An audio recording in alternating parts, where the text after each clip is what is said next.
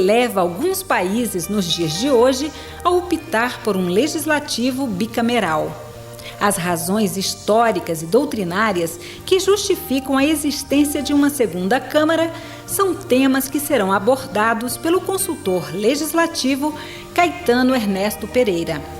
Vamos conhecer as características que diferenciam primeiras e segundas câmaras no mundo.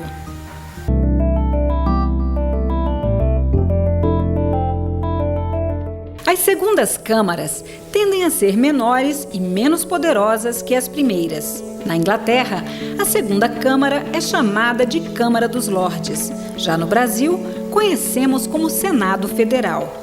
É comum o uso de mecanismos de seleção dos senadores diferentes da eleição direta, como o pertencimento de direito, a indicação e a eleição indireta. Quando a eleição direta é usada, o afastamento da vontade da maioria é conseguido com critérios de idade ou renda, mandatos mais longos e eleições escalonadas.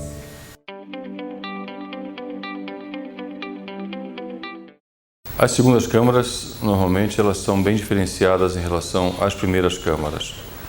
Um primeiro ponto de diferença é o tamanho. As segundas câmaras tendem a ser menores do que as primeiras câmaras. Há uma exceção significativa, que é a Câmara dos Lordes britânica. Mas, fora isso, as outras segundas câmaras, senados do mundo, tendem a ter menos integrantes do que as câmaras. Além dessa questão do tamanho, existe uma outra questão que é relevante, que faz uma diferenciação grande, que é a questão das atribuições. Ou seja, que poderes tem cada uma dessas câmaras. E, normalmente, na maioria dos países bicamerais do mundo, as segundas câmaras são menos poderosas do que as primeiras câmaras. Ou seja, os poderes dos senados são poderes mais restritos e a última palavra quase sempre é dada pela Câmara.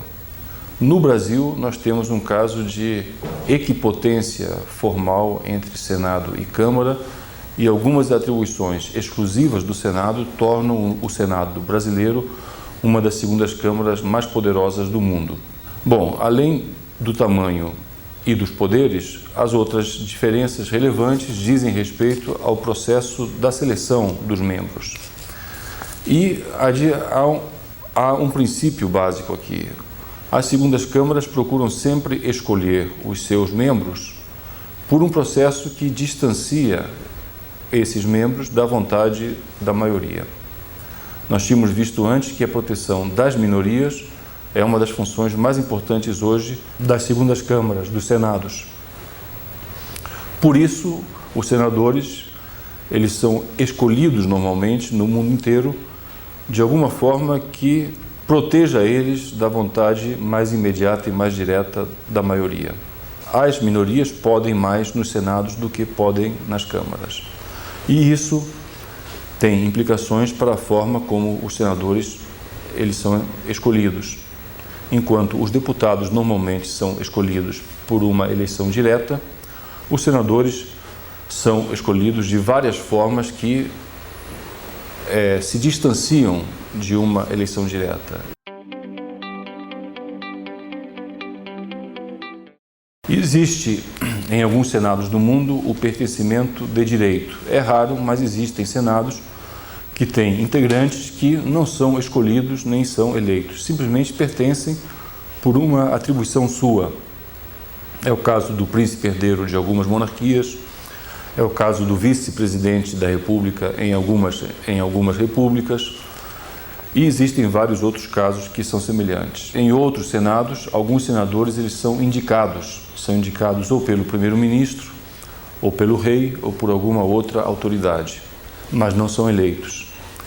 E, finalmente, em muitos outros casos, os senadores são eleitos, mas não são eleitos de forma direta, como os deputados são, e sim são eleitos de forma indireta pelas assembleias estaduais ou por algum outro órgão de cada estado. No caso em que os senadores são eleitos de forma direta, existem vários mecanismos que tentam estabelecer essa diferença, distanciando os senadores da vontade popular. Normalmente, eles têm critérios etários para poderem ser candidatos. Normalmente, eles têm mandatos mais longos. Aqui no Brasil, são mandatos de 8 anos contra 4 anos dos deputados.